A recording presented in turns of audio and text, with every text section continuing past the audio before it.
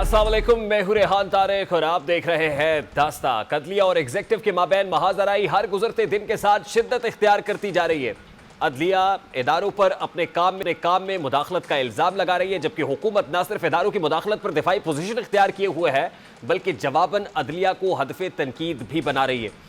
गुज़श्ता रोज़ Islamabad high court के justice Mohsin Akhtar Kayani की जानिब से शायर अहमद फरहाद की गुमशुदगी केस में दिए गए रिमार्क्स और उन पर वज़ीर कानून आज़म नज़ीर तारड़ की प्रेस कॉन्फ्रेंस ने इस तनाव में मजीद इजाफा किया, जबकि आज भी इस्लामाबाद हाई कोर्ट में चंद इंतहाई अहम केसेस की समाअत हुई।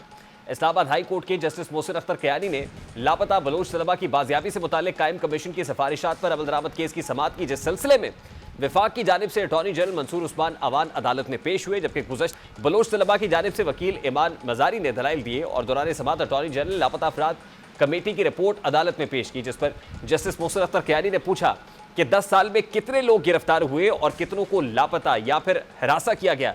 अटॉर्नी जनरल ने जवाब दिया कि इंटेलिजेंस एजेंसीज किसी भी शख्स को हिरासा नहीं कर सकती, मामले में कुछ पेशरफ्त हुई है। इस पर चीफ जस्टिस ने जवाब दिया था, अच्छा खुफिया एजेंसी को अब थाने में बुलाएंगे। जस्टिस मोहसिन अख्तर कयानी ने कहा कि अदालत जज, वकील, सहाफ़ी, पार्लियामेंटेरियन और एजेंसीज को कानून के मुताबिक काम से रोकने की बात नहीं करती, बल्कि सिर्फ खिलाफ कानून काम करने से रोकने की बात करते हैं। इल्ज़ाम है कि बहुत से लोग एजेंसीज की तहवील में होते हैं, वो खाते पीते भी होंगे, खर्च सरकारी खजाने पर आता है, एजेंसीज के फंड्स का कोई सालाना ऑडिट होता है। हमने पुलिस, CTT और FIA को मौसर बनाना है। यही 3 इदारे हैं जिन्होंने तफ्तीश करना होती है, बाकी एजेंसीज उनकी मावनत कर सकती हैं। एजेंसीज के काम पर किसी को एतराज़ नहीं, एतराज़ मावराए कानून काम पर है। उधर शायर अहमद फरहाद केस में अटॉर्नी जनरल मंसूर उस्मान अवान ने जुमे तक अहमद फरहाद की बाजियाबी से मुताल्लिक अदालत को यकीन दहानी करा दी, जिसके बाद केस की समाअत जुमे तक मुलतवी कर दी गई है।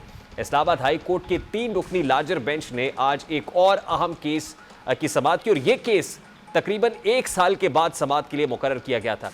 बानी PTI की मुबैना बेटी टिरियन जेड वाइट को कागजात नामजदगी में छुपाने पर नाअहली दरखास्त पर आज समाअत हुई, जिस सिलसिले में इमरान खान के वकील नईम हैदर पिंजौता ने दलाइल दिए और ये कहा कि यह मामला पहले तय हो चुका है, फैसला वेबसाइट पर अपलोड भी हो चुका है। फैसला वेबसाइट से हटाने के बाद प्रेस रिलीज के जरिए दोबारा बेंच बनाया गया। जस्टिस तारिक जहांगीरी ने नईम पिंजौता से सवाल किया कि आप कौन हैं, आप इस केस में वकील हैं। इस पर नईम पिंजौता ने बताया कि मैं प्रॉक्सी काउंसिल हूँ। 6 जजेस के खत में भी इस केस का जिक्र है। अदालत ने कहा कि 2 जजेस जस्टिस मोहसिन अख्तर कयानी और जस्टिस अरबाब मोहम्मद ताहिर ने इस मुतालिक राय दी। इस पर हामिद अली शाह ने कहा कि ये 2 जजेस की राय थी, चीफ जस्टिस के इस फैसले पर दस्तखत नहीं थे।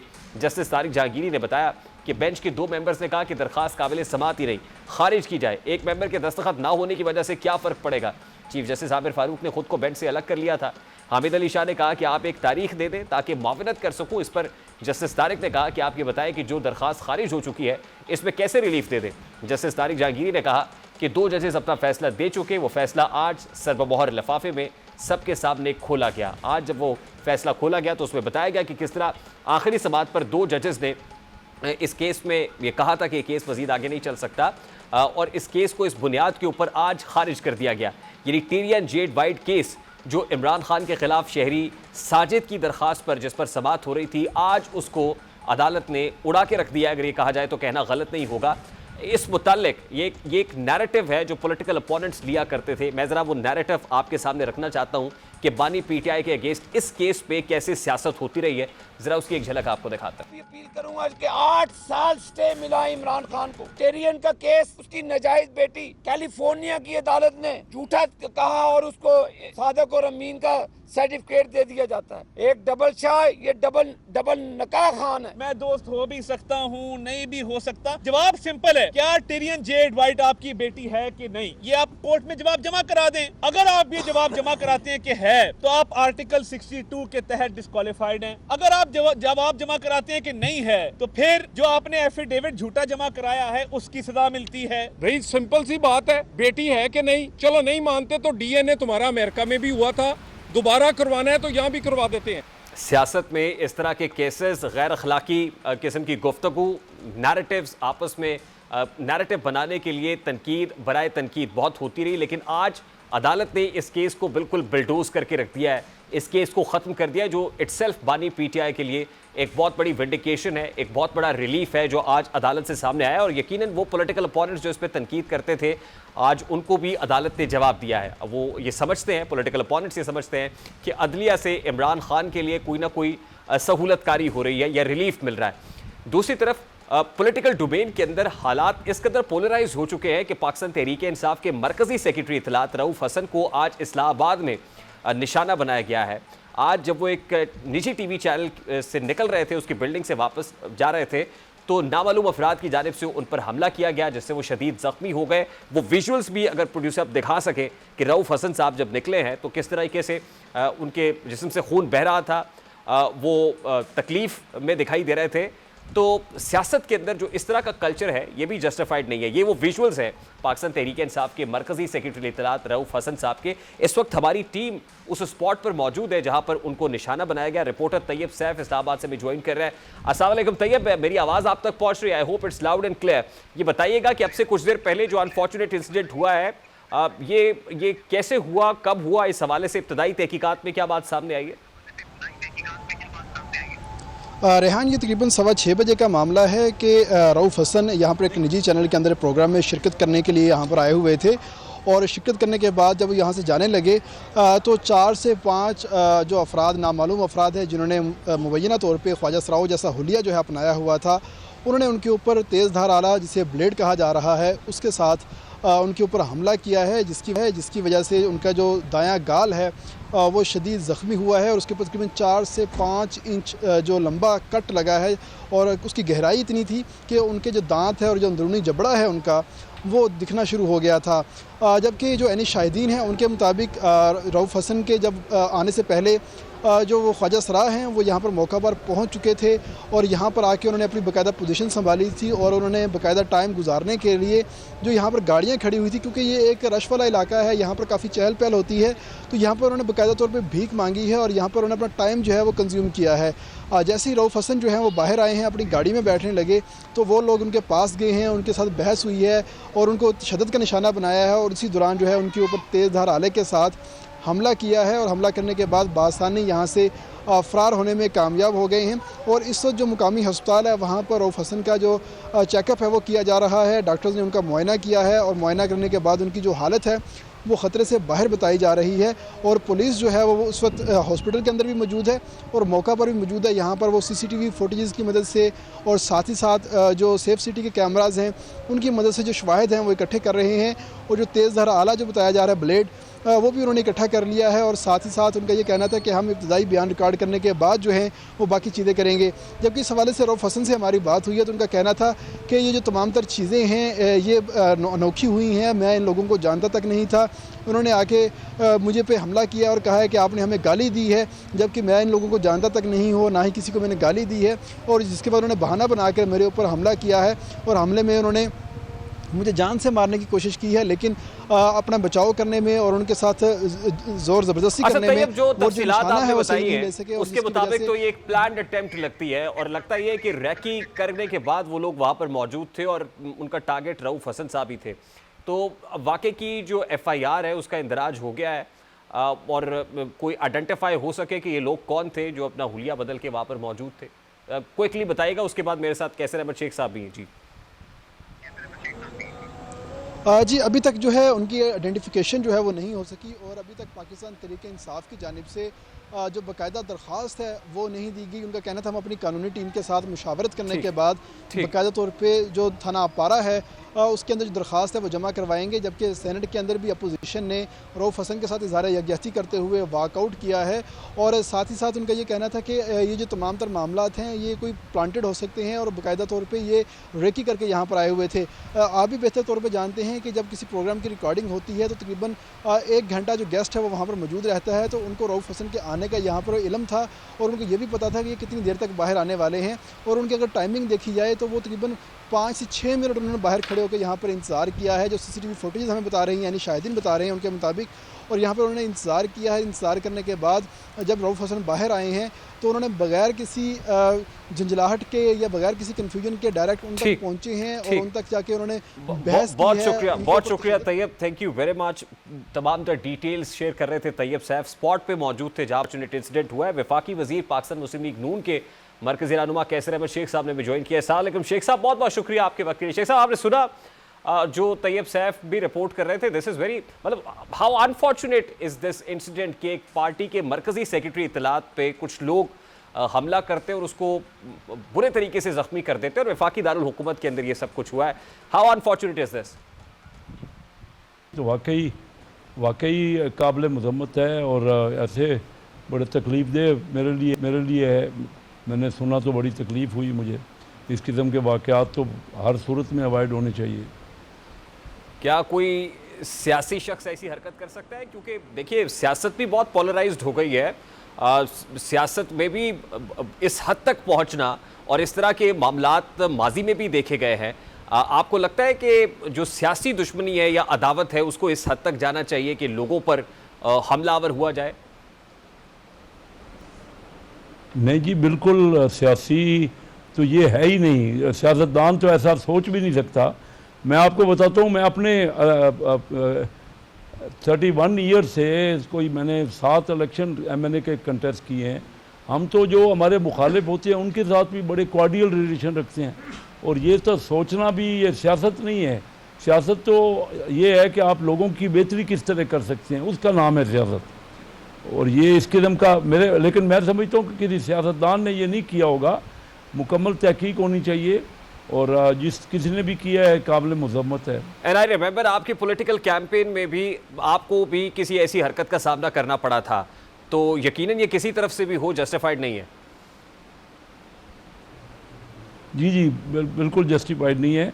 देखिए मुझे करना पड़ा। मैं एक तकरीर कर रहा था तो मेरे सर पे किसी ने ना पत्थर या कोई बाल ज़ोर से लगाया और वो मुझे ज़ख्म आया, लेकिन मैंने किसी के ख़िलाफ़ कोई एक्शन नहीं किया क्यों पता ही नहीं है किसने किया। कोई ज़रूरी नहीं है कि किसी सियासतदान ने किया हो। और बाकी तहकीक होनी चाहिए और अगर किसी ने किया है तो उसके प्रॉपर उसका खिलाफ कार्रवाई होनी चाहिए। अच्छा, कैसर अहमद शेख साहब, इस वक्त अदलिया और एग्जेक्टिव के माबैन ठनी हुई है, आपस में एक हेड ऑन कोलिजन की सी सिचुएशन दिखाई दे रही है। क्या हुकूमत को जेब देता है या हुकूमत के हक में होगा कि लॉ मिनिस्टर आके प्रेस कॉन्फ्रेंस करे, जजेस पर ताक के हमले किए जाए और उनको बताया जाए कि आपका मैंडेट क्या है और क्या मैंडेट से तजावुज़ है? क्या आपको नहीं लगता कि अननेसेसरी तौर पर हुकूमत अपने आप को इसमें शामिल कर रही है? नहीं, मुझे देखिए सब जुडिस मैटर है और मैं समझता हूँ कि हत्तुल इम्कान अवॉइड होना चाहिए। इदारों के दरमियान टर्सल जो है वो इसी तरह जो आपने पहले बात की, हमारा मुल्क पीछे क्यों रह गया है? देखिए ना, हम अगर अपने तमाम इदारे बड़े जो है मुकद्दस हैं और मैं समझता हूँ उनका एहतराम होना चाहिए। और एक दूसरे के अब वो इदारे आपस में अगर कोई बात कर रहे हैं तो उनको समझना चाहिए ना कि इससे तो मुल्क हमारा पीछे चला जाएगा, हमारा मुल्क तरक्की नहीं करेगा, बाहर की इन्वेस्टमेंट नहीं आएगी। और क्या हम यंगस्टर्स को जो दे रहे हैं कोई वो अच्छा सबक तो नहीं दे रहे ना। शेख साहब, ये तो हुकूमत को भी सोचना चाहिए ना। सॉर्ट आउट करें मैटर्स को। असेंबली में भी आप देख रहे हैं कि बड़े अरसे से आपस में गुत्था हैं लोग, एक दूसरे के खिलाफ बातें हो रही हैं। तो ये हम असेंबली में जाते हैं कानून साजी के लिए या लोगों को हम वादा करके आए हुए हैं कि हमने उनकी बेहतरी के लिए काम करना है, एजुकेशन अच्छी करनी है। हमारे 9.5 करोड़ लोग, 38% हमारे मुल्क के लोग गुर्बत की लकीर के नीचे हैं। महंगाई का बहुत ज़्यादा तकलीफ दे मैटर है और 2.5 करोड़ बच्चा हमारा स्कूल नहीं जा रहा। तो हमें इन मैटर्स पर गौर करना चाहिए। हमारा तो सारा मीडिया भी और हम लोग भी, पॉलिटिशियन भी, अगर तवज्जो इधर करते रहेंगे कि आपस में इख्तलाफात ही बढ़ते रहें तो फिर ये मुल्क के मामलात को तो जो हम वादे करके आते हैं, हुकूमत को सोचना चाहिए ना कि हुकूमत गैर जरूरी तौर पर अपने आप को इस कैंपेन में क्यों शामिल कर रही है या इदारों से महाजराई हुकूमत क्यों कर रही है गैर जरूरी तौर पर? ये तो हुकूमत को सोचना चाहिए। जी, मैंने तो आपको अपना पॉइंट ऑफ व्यू दे दिया है। जी, आप समझते हैं कि हुकूमत रिस्पॉन्सिबल है? नहीं, हुकूमत कैसे रिस्पॉन्सिबल? मैं हुकूमत का एक हिस्सा हूँ। ये बात नहीं है बैठना। मैं कह रहा हूँ कि सबको सॉर्ट आउट करना चाहिए, मैटर को एमिकेबली रिजॉल्व करना चाहिए। झगड़ों से तो मामला नहीं हल होगा ना जी। और हुकूमत की हमेशा कोशिश रही है कि वो अच्छा, मेरा सादा सा सवाल है शेख साहब। अकोमोडेट करे। शेख साहब, पाकिस्तान मुस्लिम लीग नून जब ऑपोजिशन में थी, हुकूमत तो किसी सूरत में नहीं चाह रही। जब पाकिस्तान मुस्लिम लीग नून ऑपोजिशन में थी तो अदलिया पर इसलिए तनकीद करती थी कि अदलिया एस्टैब्लिशमेंट का दस्ते रास्त बनकर उनके कहने पर काम कर रही है, और आज पाकिस्तान मुस्लिम लीग नून को अदलिया से शिकवा यह है कि अदलिया एस्टैब्लिशमेंट के कहे पर काम नहीं कर रही है। नहीं जी, हमें तो कोई ऐसी कोई बात आप बता दें कि किस तरह मुस्लिम लीग का इससे क्या ताल्लुक है। मुस्लिम लीग तो देखिए ना, आपके सामने है। मैंने तो कहा कि इदारों का एहतराम होगा तो मुल्क आगे बढ़ेगा। हर एक को इदारों का, तमाम इदारों का एहतराम करना चाहिए, और इदारों को भी चाहिए कि आपस में मिल बैठ के मसाइल का हल निकालें।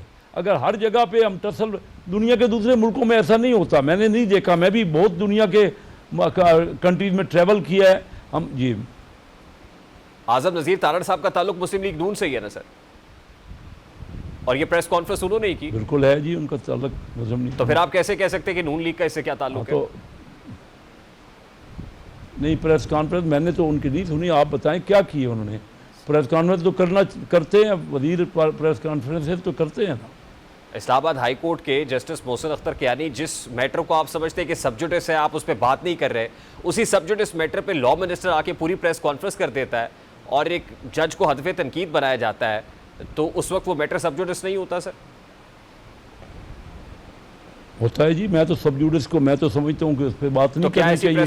जो कोर्ट के सामने मामलात हैं वो सब्जुडिस मैटर तो सब्जुडिस है ना, और एमिकेबली देखो रिजॉल्व करना है इदारों को। अगर इस तरह टसल जारी रहेगी तो मुल्क कहाँ पहुंचा हुआ है। कोई 9.5 करोड़ लोगों की बात कर ही नहीं रहा, आप भी यही बात कर रहे हैं, और पार्लियामेंट में भी यही बात होती है। भाई हम ये देखें कि हमारे मसाइल क्या है, उनका हल कोई सोच रहा है क्या? कोई महंगाई की बात कर रहा है, कोई आपने क्योंकि प्रेस कॉन्फ्रेंस नहीं सुनी, तो कैसे शेख साहब आजम नज़ीर तारड़ साहब का शॉट सुनिए, प्रोड्यूसर चलाइएगा। तो हम अपने मुल्क के लिए खुद ही तकलीफ दे मामला, वो साउंड चलाइएगा प्रोड्यूसर प्लीज। Thank you. हल नहीं होगा, सेक्रेटरी सारे आ जाएं, सेटिस्फाई करेंगे तो फिर अफवाज पाकिस्तान के जो सीनियर अफसरान हैं वो आके खड़े हों। आइन उसके बारे में बड़ी डिफरेंट उसकी तशरीह है आइन की, और कानून में लिखा गया है। सेटिस्फाई नहीं करेंगे तो फिर कैसर अहमद शेख साहब शायद इसका जवाब नहीं देना चाहते थे, हमने वो शॉट सुनवाया है, लेकिन शेख साहब उठकर चले गए। बारकैफ ये हुकूमत का रद्द-ए-अमल है, और हुकूमत जिस अंदाज में रिस्पॉन्ड कर रही है शायद वो भी अननेसेसरी है।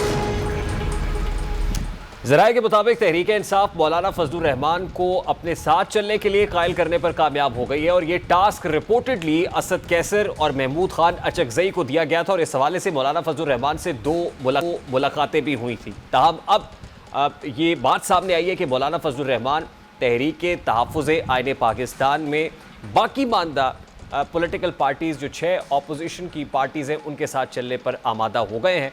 आज यही सवाल पाकिस्तान तहरीक इंसाफ के चेयरमैन बैरिस्टर गौहर से भी किया गया, तो उन्होंने कहा कि इस पर मशरफ्त हो रही है। जहाँ पाकिस्तान तहरीक इंसाफ के स्टांस में फ्लेक्सिबिलिटी है, लचक है, वहीं मौलाना फजलुर रहमान के नैरेटिव में भी पाकिस्तान तहरीक इंसाफ के लिए खासी लचक है। अब से चंद रोज़ पहले मौलाना फजलुर रहमान ने एक स्टेटमेंट दिया, उसके बाद JUI-FA ने उसकी तरदीद की और इसे आउट ऑफ कॉन्टेक्स्ट कहा, और ये कहा कि ये सियाक़ व सबाक़ से हट कर चलाया गया, और ये शिकवा हम तक भी पहुंचा जमीयत उलमा इस्लाम का कि ये स्टेटमेंट नहीं था जो आपने चला दिया। वो स्टेटमेंट था क्या, ज़रा उसकी एक झलक आपके सामने रखता है। के खात्मे की बात करता हूँ, और मैं मुकम्मल आलमी सतह पर सूदी निज़ाम के अंदर जा रहा हूँ, उनकी मईशत के उसूलों के मुताबिक चलूंगा, ये इससे मेरा इख्तलाफ हो। अब इस इख्तलाफ का उन्वान अगर ये है कि यहूदी एजेंट, तो इसको गाली क्यों कहा गया? उसको संजीदगी से लेना चाहिए था, मुझसे पूछना चाहिए था कि आप ये बात क्यों कह रहे हैं कि मेरा एजेंडा नहीं है, या ये कि ये मेरा एजेंडा है और आपके मुफाद के लिए है। कुछ तो करना पड़ेगा ना जी। तो ये चीजें जो है इनको सियासी तौर पर हम ले रहे हैं। अगर ये लोग 12 साल पहले भी आते तब भी मेरा यही एटीट्यूड होता, और अगर आज आए हैं तब भी मेरा वही। चलिए, अगर मीडिया ने ये स्टेटमेंट सियाक़ व सबाक़ से हटकर चलाया है तो बाहरकैफ जमीयत उलमा इस्लाम रिपोर्टेडली तैयार तो हो गई है मौलाना फजलुर रहमान की क़यादत में कि वो पाकिस्तान तहरीक इंसाफ के साथ चलेगी। अब इसे मौलाना का यू टर्न कहें या तहरीक इंसाफ का यू टर्न कहें, ताहम दोनों जमातें अब एक ही सफ़ में आन खड़ी हुई हैं। पाकिस्तान तहरीक इंसाफ की रहनुमा मेहरबानो कुरैशी साहिबा ने हमें ज्वाइन किया, उनसे बात करते हैं। अस्सलाम वालेकुम मेहरबानो कुरैशी साहबा, बहुत बहुत शुक्रिया आपके वक्त के लिए। सबसे पहले तो आपसे बड़ा सादा सा सवाल है, 21 अप्रैल को एक बाई इलेक्शंस हुए और उसके बाद 2 रोज़ पहले एक बाई इलेक्शन मुल्तान में हुआ जिसकी कैंपेन भी आपने की। पाकिस्तान तहरीक इंसाफ की जो कारकर्दगी है बहुत हौसला अफजा नहीं रही। क्या वजह है कि पाकिस्तान तहरीक इंसाफ बाई इलेक्शंस में उस तरह से परफॉर्म नहीं कर पा रही जैसे 8 फरवरी के इलेक्शंस में कर पाई थी? बड़ा मासूमाना सवाल है आपका। सबसे पहले तो अस्सलाम वालेकुम, और इसी मासूमियत से ही जवाब दूं तो देखिए 8 फरवरी को भी तो यही हुआ। पाकिस्तान की आवाम ने तो 2/3 अक्सरियत से हमें मुंतखब किया और असेंबलीज में भेजा, मगर आपने देखा कि हमारे मैंडेट पे, आवाम के मैंडेट पे डाका डाला। इस वक्त 70 से ज़ायद मेरे ख्याल में हमारी नेशनल असेंबली की सीट्स हैं, हल्के हैं जो कि ट्राइब्यूनल्स में अपील के लिए गए हुए हैं, और उसी तरह पंजाब असेंबली में भी हम ट्राइब्यूनल्स में हमने केसेस दायर किए हुए हैं। तो वो हमने किस लिए किए? क्योंकि जो 8 फरवरी को हुआ वो फ्री एंड फेयर इलेक्शन नहीं था, उसमें अवाम के मैंडेट पे डाका डला, मुख्तलिफ हरबे अपनाए गए, कहीं पे वोट मुस्तरद करके, कहीं पे फॉर्म पे वोटों की अदला बदली करके पीटीआई के वोट दूसरे के खाते में लिखती है, दूसरे के खाते पीटीआई के में लिखती है। आपके सामने है, लोगों ने गवाहियां दी। जो जीत गए कुछ बाज़मीर लोग, उन्होंने खुद कह दिया कि जी हम तो नहीं जीते। जो कुछ दूसरे नंबर पे आए और तहरीक इंसाफ को तीसरे नंबर पे रखा, उन्होंने कहा कि जी तीसरे नंबर पे आने वाला तो पहले नंबर पे है, हमारे फॉर्म्स के मुताबिक भी। तो ये जो घोटाला है या ये जो डाका है, ये तो सबने डलते हुए देखा। लेकिन बाई इलेक्शन तो बड़े कंट्रोल्ड इलेक्शंस होते हैं। देखिए 2 रोज पहले जो मुल्तान में हुआ, मुझे ज़िमनन सिर्फ एक सवाल कर लूं, मैं ज़िमनन से सवाल कर लूं। आपने बहुत अच्छी कैंपेन की मुल्तान में, बट मुल्तान में नताइज शायद आपकी तवक्कुआत के बरअक्स आए होंगे। गिलानी साहब से कर पाए। अगर आप मुझे गुफ्तगू मुकम्मल करने दीजिए सर, तो मैं उसी पे आ रही हूँ। ज़िमनी इंतखाबात 21 अप्रैल को भी हुए पंजाब में, और वो भी चंद हल्के थे। और कंट्रोल्ड एनवायरनमेंट, बहुत अच्छा लफ्ज़ आपने इस्तेमाल किया, बिल्कुल एक कंट्रोल्ड एनवायरनमेंट है जहाँ पर टेलीफोन बंद कर दिए जाते हैं, जहाँ पे ज़ाब्ता इखलाक की कोई कार्रवाई नहीं होती, निशानदेही करने के बावजूद इलेक्शन कमीशन ऑफ पाकिस्तान उस पर खामोश रहती है। 21 अप्रैल को जो हुआ आपने देखा, फोन्स बंद थे, डब्बे भरे गए, लोगों को रोका गया। उसके बाद अब आ जाते हैं 19 मई पे जो मुल्तान में इलेक्शन हुआ। अगर आप इसको इलेक्शन की डेफिनेशन में डाल सकते हैं, मेरी नज़र में इस मुल्क में बदकिस्मती से 2024 में कोई इंतखाबात हुए ही नहीं, यहाँ पे चुनतखाबात हो रहे हैं। और 19 मई को भी एक फ़र्द को चुनतखब किया गया है, और वो किस तरह किया गया है आपके सामने मैं पेश कर देती हूँ। अब आप देखिए, स्टैट्स के साथ बात करते हैं ना, ऐसे हवा में गुफ्तगू नहीं करते। 2024 में 2 इलेक्शन हुए कुछ महीनों के फासले में, एक के अंदर 13,000 वोट मुस्तरद होता है और एक के अंदर सिर्फ 1,000 वोट मुस्तरद होता है। ये वही हल्का है जिसने 2018 में भी वोट डाला, तब सिर्फ 5,000 मुस्तरद हुए। तो आप ये कह सकते हैं कि लोग सीख रहे हैं बेहतर वोट डालना, मगर 8 फरवरी को किसी तरह वो सब भूल गए कि ये किस तरह अमल चला। तो सबसे पहले तो इस सीट पे बाय इलेक्शन होना ही नहीं चाहिए था, ये ट्राइब्यूनल में ही जानी चाहिए थी, क्योंकि इस सीट के हकदार नहीं थे यूसुफ रज़ा गिलानी साहब, वो भी ये जानते थे। जब ट्राइब्यूनल में जाएंगे तो आपको रिलीफ मिलेगा, आप जीत जाएंगे, आप ऐसा समझते हैं? मैं तो सिर्फ आपसे ये जानना चाह रहा हूँ मेहरबानो कुरैशी साहिबा, क्या आपको लगता है? आप मुझे गुफ्तगू नहीं करने मेरा सवाल आप ले नहीं रही ना, आपने मुझे एक्चुअली आप मेरा सवाल ही नहीं ले रही। मैं तो आपसे ये जानना चाह रहा हूँ, मेरा सवाल आप सुन लीजिए कि मैं क्या आपसे पूछना क्या चाह रहा हूँ। मैं पूछना ये चाह रहा हूं कि क्या आपको लगता है कि पाकिस्तान तहरीक इंसाफ को अपनी स्ट्रैटेजी को किसी जगह पर रिविजिट करने की जरूरत है, या वोटर सपोर्टर ये समझते हैं कि अब तो हुकूमतें बन गई है, अब हमारे वोट से क्या फर्क पड़ेगा, या हमारा कैंडिडेट अगर मुंतखब होकर पार्लियामान में पहुंच जाएगा तो what difference does it going to make? मेरा सवाल ये है सर, आपका सवाल अब बजा अपनी जगह, मगर अगर आप मेरे जवाब सुन रहे हो तो शायद आप जिन सवालों पे इंसिस्ट नहीं करेंगे ना। If you're listening to what I'm saying, इसमें पाकिस्तान के वोटर या तहरीक इंसाफ की मकबूलियत का तो सवाल ही नहीं उठता। आपको मालूम है कि पाकिस्तान तहरीक इंसाफ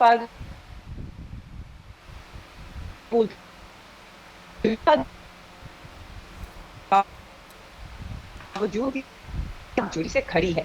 जो इलेक्शंस में हो रहा है उसमें हमारी स्ट्रैटेजी का कोई दोष नहीं है। हाँ, ये दोष जरूर है कि हमारी जमात इस वक्त पूरी रियासत के खिलाफ खड़ी है। रियासत एक तरफ है, रियासत के इदारे एक तरफ, रियासत की जो हुकूमत में जितनी जमातें वो एक तरफ, और हम तन्हा एक तरफ एक निज़ाम के खिलाफ लड़ रहे हैं। शायद ये स्ट्रैटेजी हमारी, अगर आप इसको हमारी गलती कहें तो हम इसे गलती तो नहीं तस्लीम करते। हमें बड़ा फख्र है कि हम एक ऐसे निज़ाम के खिलाफ खड़े हैं जिसमें इंसाफ नहीं, जो ना इंसाफ ठीक पे मबनी है, जो ठीक। फस्तायत अच्छा, पे आपने मबनी है। एक ये जरूर प्रिंसिपल हमारी आपने एक गलती है। प्रिंसिपल पोजीशन मगर ली हुई थी अगेंस्ट पीडीएम, और जाहिर है पीडीएम के ने आपकी हुकूमत गिराई। पीडीएम के बाद पीडीएम हुकूमत उसके बाद 16 माह की बनी, और अब जो हुकूमत है उसको आप पीडीएम 2 कहते हैं। मेरा सवाल आपसे ये है कि मौलाना फजलुर रहमान जो पीडीएम के सरबराह थे, उनको तो बहुत क्रिटिसाइज किया करते थे आप। Now you have decided to join hands with Maulana Fazlur Rehman against PMLN, against People's Party, against MQM. क्या ये यू टर्न नहीं है? यू टर्न कैसे है जब मौलाना का अपना मौक़िफ़ बदल गया? मौलाना ने अपनी गलती तस्लीम कर ली, या मौलाना ने खुद अपना मौक़िफ़ तब्दील कर लिया? बहुत बहुत शुक्रिया। बिला जवाज तनकीद का रास्ता रोकने और आज़ादी इजहार के नाम पर पगड़ियाँ उछालने का सिलसिला बंद करने के लिए पंजाब हुकूमत ने ऑपोजिशन के शोर शराबे और सहाफ़ियों के शदीद एहतजाज के बावजूद हद के इज़्ज़त कानून 2024 मंजूर कर लिया है। ये कानून एक ऐसे वक्त में हुकूमत पंजाब ने मुतारिफ कराया है कि जब मरियम नवाज़ पंजाब की वज़ारत आला की कुर्सी पर बराजमान है और उन्हें अपनी सख्त नाक़िद मुखालिफ सियासी जमात तहरीक इंसाफ की जानिब से हर तरह की तनकीद का सामना है। ऐसे में हद के इज़्ज़त कानून को एक ख़ास तनाजुर में तनकीद का निशाना बनाया जा रहा है कि जमहूरी हुकूमत और जमहूरी सियासी जमात जो ख़ुद को जमहूरियत की चैम्पियन करार देती है, उनकी जानिब से इस तरह का कानून ऑपोजिशन का गला घोंटने के लिए इस्तेमाल किया जा रहा है। ऑपोजिशन तहरीक इंसाफ इसको किस तनाजुर में देख रही है और किस तरह तनकीद का निशाना बना, ज़रा उसकी एक झलक आपके सामने रखता है। हद तक इज्जत वाला कानून आ रहा है। पाकिस्तान तहरीक इंसाफ के साथ हम ऐलान करते हैं, हम इस कानून को यकसर मुस्तरद करते हैं। जो आपका गला घोंटने के लिए, सहाफ़ियों को पकड़ने के लिए, ब्लॉगर्स बिलॉगर्स उनको पकड़ने के लिए जो उन्होंने कानून बनाया है, वो कानून चलेगा नहीं। और पूरे पाकिस्तान के सहाफ़ियों के साथ पाकिस्तान तहरीक इंसाफ खड़ी है। काला कानून बनने जा रहा है, लोबे लबाब के कोई शख्स, खातून या मर्द कोई बात कर ना सके। अब सवाल यह है कि इस कानून में ऐसा क्या है? जो कानून प्रपोज किया गया है, जो हुकूमत की जानिब से, हुकूमत पंजाब की तरफ से मुतारिफ कराया गया है, उसमें डेफेमेशन के हवाले से जो लॉ है उसको चेंज किया गया है। मैं सबसे पहले ज़रा मियां मुश्तबा शुजाउर रहमान का साउंड सुनवाना चाहता हूँ बतौर लॉ मिनिस्टर, जिन्होंने पंजाब असम्बली के लिए के अंदर ये कानून पेश किया। I move that the Punjab Defamation Bill 2024 as recommended by Special Committee number 1 be taken into consideration at once. अब ये बिल अक्सरियत राय से मंजूर किया गया। सूबाई हुकूमत की जानिब से हद के इज़्ज़त बिल को सहाफ़ती तंजीमों ने भी मुस्तरद करते हुए इसे मीडिया की आज़ादी पर कदगन करार दिया है। गुज़श्ता रोज़ पंजाब असम्बली की प्रेस गैलरी में मौजूद सहाफ़ियों ने असम्बली की कार्रवाई का बायकॉट करते हुए वॉकआउट किया। सदर प्रेस क्लब लाहौर की जानिब से क्या कहा गया, ज़रा वो भी आपको दिखाते हैं। पूरे पाकिस्तान में एहतजाज होगा, नहीं चलेगी आपकी असम्बली। तमाम की तमाम सहाफ़ती तंजीमें एक पेज पे खड़ी है। आपने जो आज किया है, ये आपने धोखा दिया है। हमें ये बात पता थी, क्योंकि ये इस बिल के पीछे जोर बहुत है, ताकत बड़ी है इस बिल के पीछे। सिर्फ और सिर्फ आज ये ऐवान में इस बिल के लिए आज ये आपने ऐवान सजाया था। इस हद के इज़्ज़त बिल 2024 का इतलाक प्रिंट, इलेक्ट्रॉनिक और सोशल मीडिया पर होगा और यहाँ फैलाई जाने वाली झूठी गैर हकीकी खबरों पर हद के इज़्ज़त का मुकदमा दर्ज हो सकेगा। यूट्यूब और सोशल मीडिया के जरिए फैलाई जाने वाली जाली खबरों पर भी बिल का इतलाक होगा। ज़ाती ज़िंदगी, अवामी सतह पर भी शख्सियत को नुकसान पहुँचाने के लिए फैलाई जाने वाली खबरों पर कार्रवाई होगी। हद के इज़्ज़त के मुकदमात के लिए ट्राइब्यूनल्स कायम होंगे जो कि 6 माह में फैसला करने के पाबंद होंगे। सूबाई असम्बली में मंजूर होने वाले हद के इज़्ज़त बिल 2024 के तहत टीवी चैनल और अखबारात के अलावा फेसबुक, टिकटॉक, एक्स, यूट्यूब और इंस्टाग्राम पर भी गलत खबर या किरदार कुशी पर 30 लाख रुपए हर्जाना होगा। हद के इज़्ज़त बिल के इंसानी हुकूक कमीशन पाकिस्तान ने भी इजहार तशवीश किया है और पर्टिकुलरली ये ऐसी हुकूमत के दौर में हो रहा है कि जब ये खुद पाकिस्तान तहरीक इंसाफ के दौर में इस तरह के कवानीन को या पीक एक्ट में तरमीम को खूब तनकीद का निशाना बनाते थे। IMF की तजवीज़ पर अद्वियात की कीमतों में 10 से 18% सेल्स टैक्स लगाने का फैसला कर लिया गया है और अद्वियात की कीमतों को डी रेगुलेट भी किया जाएगा। ये दोनों इकदाम ऐसे हैं जिससे अद्वियात की जो कीमत ख़रीद है वो बहुत ज़्यादा बढ़ जाएगी और ये इस्तिताअत से क़ुव्वत ख़रीद से बाहर हो जाएंगी। दूसरा अहम मामला बिजली के नरखों में इजाफे का है, जिस पे फैसला कर लिया गया है और ज़ाहिर है सर्कुलर डेट का मामला है। गज़ा कम होता नहीं, लेकिन सारिफीन की जेबों से भारी भरकम पैसे बटोरने का प्लान बना लिया जाता है। आम आदमी तो अरबाब इख्तियार से यही इस्तफसार कर रहा है कि तुम आसमां की बुलंदी से जल्द लौट आना, हमें ज़मीन के मसाइल पे बात करनी है। प्रोग्राम का वक्त अपने इख्तिताम को पहुँचा, आपसे मुलाकात होगी इंशाअल्लाह कल। अब तक रखिए ख्याल, अल्लाह हाफ़िज़।